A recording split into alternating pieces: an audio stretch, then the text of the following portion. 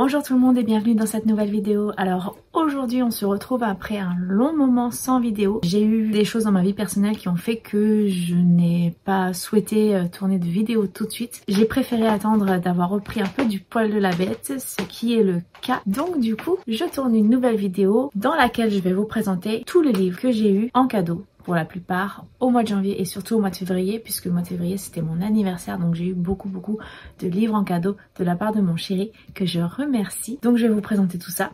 Ça va être assez long, donc ce que je vais faire c'est que je vais vous présenter les livres, mais je ne pense pas vous parler des résumés parce que j'en ai plus d'une vingtaine à vous présenter. Je mettrai toutes les informations en barre d'informations pour que vous alliez regarder les résumés s'ils vous intéressent sur la FNAC. Je vous donnerai quand même le titre, l'auteur, la maison d'édition. Je vous donnerai peut-être quelques mots-clés pour chacun des romans que je vais vous présenter. Bon, ils sont dans l'ensemble tous très connus, donc je pense que vous les connaissez déjà, mais je vous les présente tout de même. Par avance, avant de commencer, je tiens à vous remercier comme toujours pour votre participation, vos commentaires, même si c'est vrai qu'en ce moment, je n'y réponds pas forcément très vite, mais sachez que je lis tout et je finirai par répondre à tous vos commentaires. Merci beaucoup, ça me fait très chaud au cœur, ça m'encourage à continuer. Et si vous êtes trop timide, n'hésitez pas à mettre un emoji cadeau, anniversaire, gâteau, bougie, bref, ce que vous voulez. On est parti tout de suite, sinon la vidéo va durer une éternité. Donc je pioche au hasard et je vous les présente.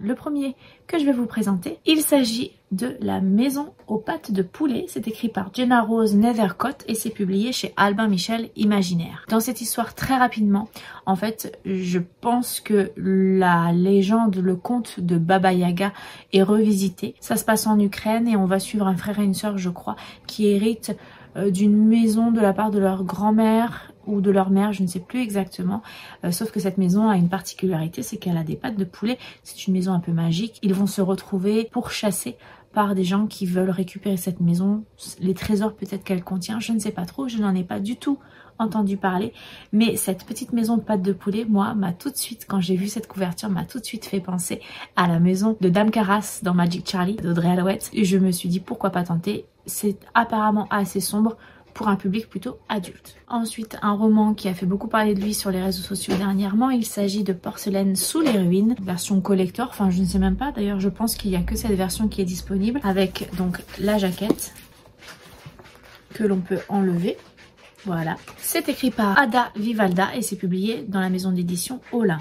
Je ne vais pas trop vous en parler, mais il me semble que c'est l'histoire d'une déesse qui a été envoyée en exil sur Terre parce qu'elle a exaucé trop de vœux des humains. Enfin voilà, elle répondait à toutes leurs attentes, quelque chose comme ça, donc elle a été exilée et donc on va la suivre dans sa vie d'immortel sur Terre. Je n'en sais pas beaucoup plus, j'ai pas forcément trop envie d'en savoir. Je pense que je le lirai assez rapidement, celui-ci. En tout cas, il m'intrigue beaucoup. Ensuite, les deux suivants, je vous les présente en même temps puisque c'est le tome 2 et le tome 3 de Nevernight, écrit par J. Christophe et publié chez De Saxus. Ici, vous avez le tome 2 et ici, le tome 3.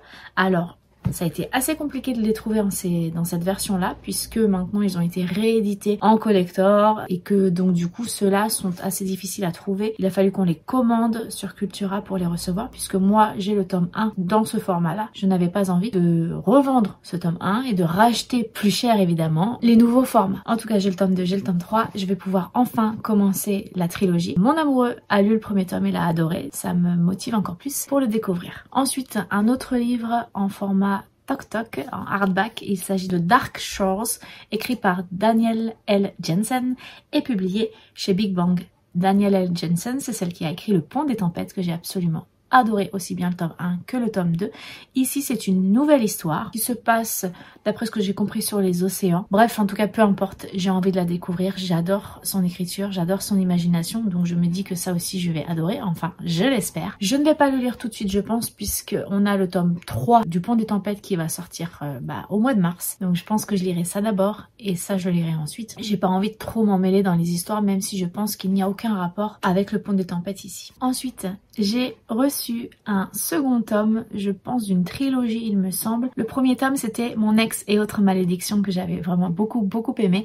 Et donc le second tome ici s'intitule Un baiser maudit, c'est écrit par Erin Sterling et c'est publié chez Exergue. On ne va plus y suivre comme personnage principal Vivi, une jeune femme qui est retournée vivre avec sa cousine et sa tante dans un village américain et ce sont des sorcières etc. Il leur arrive plein de choses. Elle retrouve son ex-petite amie qu'elle adorait qui était partie, bref, et puis il leur arrive plein d'aventures toutes farfelues. Ici on va plutôt donc se concentrer sur sa cousine, donc Gwyn, qui va vivre à son tour une histoire d'amour un peu chaotique, hein, parsemée d'embûches. J'ai vraiment hâte de retrouver cette plume parce que j'avais beaucoup aimé justement Gwyn, que je trouvais très irrévérencieuse, très vulgaire, mais elle me faisait beaucoup rire. J'ai hâte de me plonger dans ce petit deuxième tome de trilogie, je crois. Ensuite, cette fois-ci, je vais vous présenter un roman que j'ai acheté. Je vous l'ai déjà dit, j'adore René Barjavel. Je vous en ai déjà parlé une ou deux fois sur ma chaîne. Ça fait un moment que je n'en ai pas lu parce que j'ai quand même lu pas mal de choses qu'il avait écrites, mais je suis tombée sur un roman que je ne connaissais pas et il s'agit de L'Enchanteur. Ici, je l'ai acheté dans la collection Folio. Je n'en avais jamais entendu parler. Alors la couverture ne me plaît absolument pas, mais ça n'est pas grave. Je sais que René Barjavel, pour moi, c'est une valeur sûre. Donc j'ai hâte de me plonger dans cette histoire de fantasy où on va suivre Merlin, Guenièvre, Arthur, il me semble aussi, Viviane, bref, la légende du roi Arthur. Et j'espère voyager et j'espère être plongée dans cette histoire et surtout savourer son imagination et savourer sa plume. D'ailleurs, si vous le connaissez, si vous l'avez lu, n'hésitez pas à me dire ce que vous en avez pensé, si vous avez apprécié ou pas. Moi, personnellement, mon histoire préférée de René Barjavel, c'est évidemment La Nuit des Temps, que j'ai lu 2 ou 3 fois, mais j'adore aussi particulièrement Ravage, qui m'a, pour le coup, comme son titre l'indique, particulièrement ravagé, fait penser et réfléchir, bref, c'était formidable. Le seul roman que j'ai eu au mois de janvier, parce que je n'en ai eu qu'un, tous les autres c'était le mois de février, il s'agit de King of Scots, donc le tome 1, écrit par Liv Stone, donc l'autrice de Witch and God, et c'est publié ici chez BMR. Il a fait aussi beaucoup parler de lui avant sa sortie, et puis depuis, eh bien je n'ai pas lu de retour, pas vu de retour dessus, je n'ai pas beaucoup cherché non plus, mais je ne sais pas finalement ce qu'il ressort de cette lecture, si les gens l'ont apprécié ou pas. Donc si vous l'avez lu vous, n'hésitez pas à me dire ce que vous en avez pensé, encore une fois, comme pour tous les autres romans que je vous présente, bien évidemment. Ici on va suivre le roi d'Écosse qui est à un tournant de son règne, il doit se marier et il doit avoir un héritier, sauf que il n'en a pas très envie. Il va donc s'allier en quelque sorte avec Ellie qui est une jeune pâtissière. Il a même été, quand elle était petite, son babysitter lorsqu'elle passait ses étés en Écosse. Ils vont finir par se rapprocher, enfin bon bref, je sais pas trop exactement ce qui va se passer. J'ai bien aimé Witch and God et du coup je me dis que ça peut me plaire, surtout que ça se passe en Écosse et que j'adore l'Écosse. Là je vous ai présenté la première pile de livres et j'en ai une seconde qui est un peu plus grande que la première d'ailleurs, que vous pouvez apercevoir ici, donc je continue. Maintenant je vais vous présenter un livre qui a fait grand bruit aussi lorsqu'il est sorti. Je n'ai pas lu pour l'instant de retour sur les lectures. Il s'agit de l'encyclopédie féerique d'Emily Wilde. C'est écrit par Heather Fawcett et c'est publié chez Sabran. Alors, l'intérieur est comme ça. Avec ici, c'est un roman que j'attendais avec impatience, puisqu'ici on va suivre 2 personnes. On va suivre Emily Wilde, comme le titre l'indique, qui est une chercheuse et qui fait des recherches sur les fae en quelque sorte. Elle va débarquer dans un village en Angleterre pour faire des recherches plus spécifiques sur une certaine branche des fae, les recluses. Ce sont les fées les plus rares du monde. Elle va se retrouver à devoir faire équipe avec un collègue à elle qui est un rival, qui est très agaçant mais très charmant, enfin bon bref, on se doute un peu de ce qui peut se passer entre eux, sauf que lorsqu'ils arrivent sur place, ils se rendent compte que les recluses sont bien plus dangereuses que ce à quoi on s'attend, et lui en plus lui met un peu des bâtons dans les roues apparemment, enfin bon voilà, je sais pas trop où ça va nous mener, mais ça m'intéresse bien. J'avais eu pas mal de retours positifs lorsque j'avais vu sa sortie en VO, j'ai hâte de le lire. Ensuite je vais vous présenter un roman que j'ai lu quasiment dans la foulée. Il s'agit de Noblesse oblige, c'est écrit par Maïwenn Alix et c'est publié chez Slalom. C'est une uchronie, donc la Révolution française de 1789 a échoué et nous sommes toujours à l'heure actuelle sous une monarchie. Le roi français gouverne, etc., etc. Il y a toujours les 3 ordres et il y a toujours du coup les privilèges pour la noblesse, etc., etc. Le peuple est dirigé aussi par des émissions de télé-réalité qui mettent en scène la noblesse. Et il y a une émission qui est très connue, c'est Noblesse oblige, qui tous les ans sélectionne des filles du peuple pour les faire entrer à la cour de Versailles, qu'elles essayent de trouver des maris de la noblesse. Donc tout ça c'est suivi. Les jeunes filles qui se marient, elles se marient et les autres elles se retrouvent dans un couvent finalement. Et on va suivre une jeune fille qui va être sélectionnée pour faire partie de cette émission. Alors elle est anti-monarchie, elle aimerait à tout prix abolir cette monarchie qui a envoyé son père en prison parce qu'il prenait un peu trop de pouvoir dans le peuple et donc elle a envie de renverser un petit peu tout ça. Sauf que lorsqu'elle arrive dans cette émission, elle se rend compte de bien des choses, elle a plein de désillusions et elle se rend compte qu'il se passe des choses assez affreuses. Alors c'est un roman que j'ai trouvé en young adult, Alcultura, dans le même rayon que la jeunesse. Non, hein, c'est pas pour les enfants, hein. C'est même plutôt pour adultes bien sentis parce que même moi qui supporte pas mal de choses en lecture, je me suis trouvée très mal à l'aise en lisant ce bouquin. Je vous en reparlerai quand je ferai mon bilan lecture, mais sachez quand même que il y a des choses qui se passent qui sont très difficiles à lire, très difficiles à supporter. Déjà en tant qu'adulte, alors à ne surtout pas mettre dans les mains des ados. Surtout pas, s'il vous plaît. Parce que vraiment, je comprends pas qu'il soit classé en young adulte à partir de 13 ans sur la Fnac, sur Amazon, sur Cultura, il me semble. Non, ça, c'est pas possible. Bref, on en reparlera pendant mon bilan de lecture. C'était quand même, pour moi, adulte, pour moi, averti, plutôt une bonne lecture, surtout la fin, les 150 dernières pages que j'ai dévorées parce que je n'arrivais plus à m'arrêter. Le prochain livre dont je vais vous parler, je l'ai eu en cadeau par une amie qui me l'a offert. Il s'agit d'un premier tome et c'est Arborescence. C'est écrit par Frédéric Dupuis et c'est publié chez Brajlon. Je n'en avais absolument pas entendu parler, je ne connais pas du tout, mais c'est un livre qui a l'air à la fois complexe mais très intéressant. On va y suivre une jeune fille qui est atteinte d'une maladie très rare mais très compliquée, la narcolepsie, donc le syndrome de la Belle au bois dormant. C'est une orpheline, donc elle est dans un orphelinat bien évidemment. Elle rencontre un jour une infirmière qui lui explique qu'il existe un traitement. Elle va suivre cette infirmière dans un endroit très particulier qui regorge de ressources inexplicables dans une forêt. Bon, c'est un peu énigmatique. Je ne sais pas plus de choses que ça. Ça peut nous faire beaucoup réfléchir sur la nature, puisque ça va parler de ça. Ça va beaucoup nous faire réfléchir sur le féminisme aussi, il me semble. Donc ça a l'air d'être un roman qui ne peut pas laisser indifférent, donc j'ai hâte de me plonger dedans également. Ensuite, j'ai suivi la mode du moment, c'est-à-dire que j'ai commandé un roman qui est sorti et qui a fait grand bruit. Il s'agit de Fourth Wing, écrit par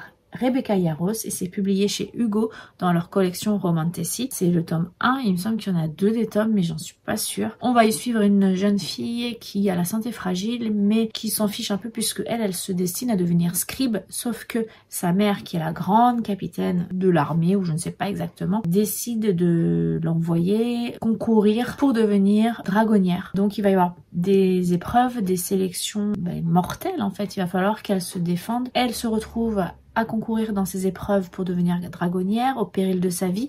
Donc il va falloir qu'elle fasse des alliances, etc.